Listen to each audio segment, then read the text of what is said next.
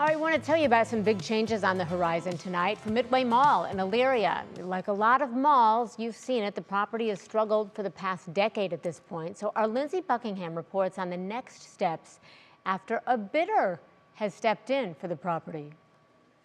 The outside of Midway Mall tells the story of the past 15 years. Vacant restaurants, department stores, and movie theaters. The same could be said about people.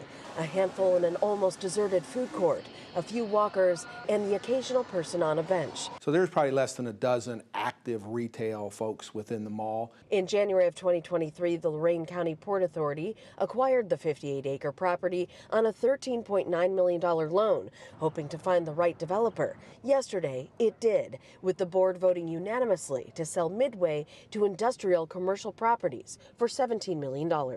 ICP, like I said, they've been known to repurpose malls, and this is what they do. We're hoping that their proposal brings in 400 to 600 new jobs here in Lorain County and for the city, so we're very excited. So is Elyria Mayor Kevin Brubaker. ICP's business model includes gutting the entire mall to make room for corporate and industrial offices. It's expected to bring 18 to 20 million in payroll to the city. They came in with a very specific plan, putting $4 to $5 million to the exterior of the mall, new windows, new doors, paint, putting green space in there to make it look like a business park. Not everyone is happy with the new vision. Some patrons are upset with losing the sentimental space. Once they come here and take everything out, that means all the tables and stuff in here are going to be gone. We won't be able to come in here and walk around. We won't be able to come in and congregate. You can get money anyway. These places going to reopen eventually, but until then, nah. We're going to see how long that lasts. I'll give them like a year before they close that down, for sure. The Lorain County Port Authority says they hope to see the development plans up and running in the next 2 years. In Elyria, Lindsay Buckingham, 3 News.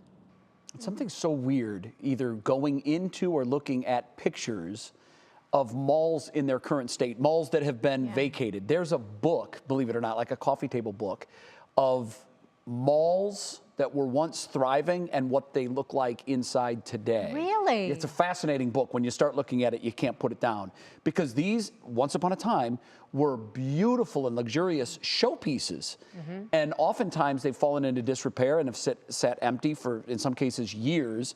And when you look at the pictures inside now, they're obviously a shell of themselves. But some of them, we've noticed, even locally, have become Amazon fulfillment centers. That's true. That's true. It's just sad to see it happening. It is. And think of all the jobs that were lost in that space.